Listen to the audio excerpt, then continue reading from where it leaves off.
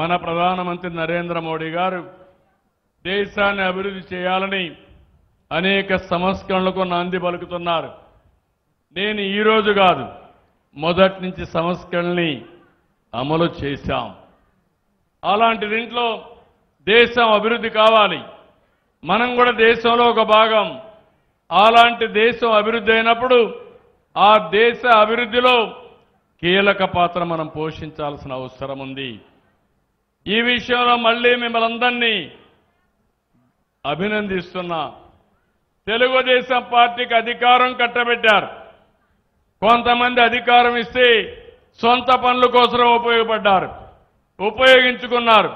కానీ తెలుగుదేశం పార్టీ మాత్రం ఎప్పుడూ ప్రజల కోసమే అధికారాన్ని ఉపయోగించాం తప్ప వేరే విషయం కాదని చెప్పి నేను మీకు తెలియజేస్తున్నా. ఆ రోజు ఎన్టీ రామారావు గారు ముఖ్యమంత్రిగా ఉంటే నేషనల్ ఫ్రంట్ ఏర్పాటు చేశాడు. నేను ముఖ్యమంత్రి అయిన తర్వాత యునైటెడ్ ఫ్రంట్ కానీ ఎన్డీఏ కానీ మనం కూడా భాగస్వాములై మన రాష్ట్రానికి ఉపయోగించుకున్నాం. ఇలాంటి రాజకీయాలు మనం చేస్తే ఈ రాష్ట్రంలో ఒక ఫేక్ పార్టీ ఉంది. ఆ పార్టీకి సవాలు విసురుతున్నా మీ అందరి తరపున.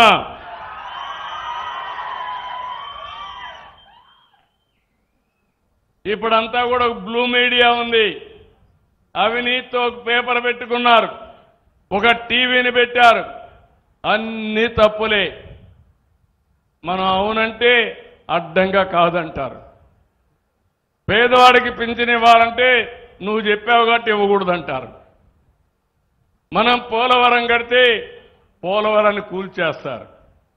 మనం అమరావతి ప్రజా రాజధాని అమరావతి ఉండాలని మనం ఆకాంక్షిస్తే ఈ అమరావతి ఎడారిని చేస్తామని ఎడారి చేస్తారు. మనం రోడ్లేస్తే రోడ్లన్నీ గుంతలు పెడతారు. అవునా కాదా అని అడుగుతున్నా. అలాంటి పార్టీకి నేను ఇచ్చే సవాల్ ఏంటంటే, మొన్నన్నారు సిద్ధం సిద్ధం అని ఎగిరిపడ్డారు. సూటిగా అడుగుతున్నా, అసెంబ్లీకి సిద్ధమా? 11 మంది ఉన్నారు. అసెంబ్లీకి రండి.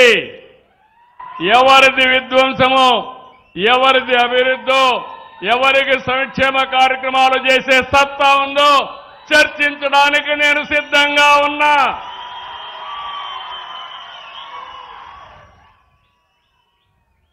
సూపర్ 6 మీద అవాకులు చవాకులు వాళ్తున్నారు.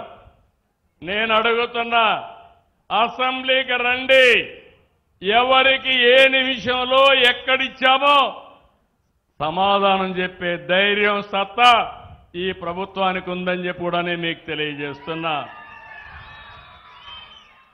సాగునీటి ప్రాజెక్టుల వరకు కడాన ప్రాజెక్టులు కడితే గ్రీస్ వేయలేని పెద్ద మనుషులు ఇక్కడే అన్నమయ్య డ్యామ్ కొట్టుకోబోతే ఏమైంది తమ్ముళ్ళు అని మిమ్మల్ని అడుగుతున్నా.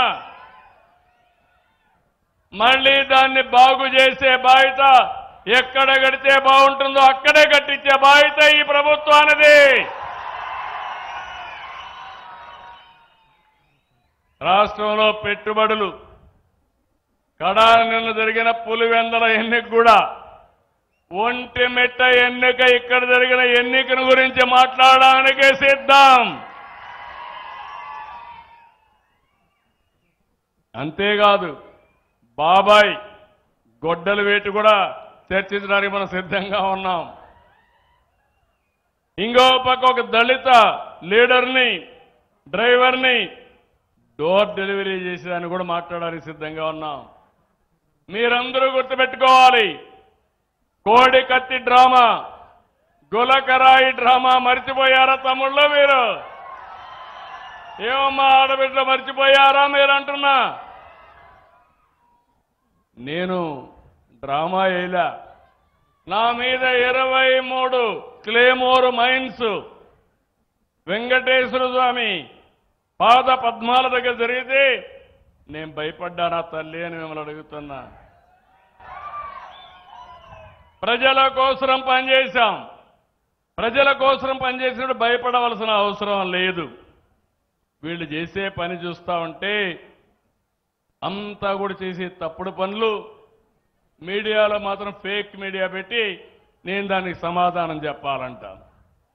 నిన్నే చూస్తున్నారు వీళ్ళ యొక్క మనుషులు తప్పుడు డాక్యుమెంట్స్తో దివ్యాంగుల పింఛన్ తీసుకున్నారు. వాడు ఆటో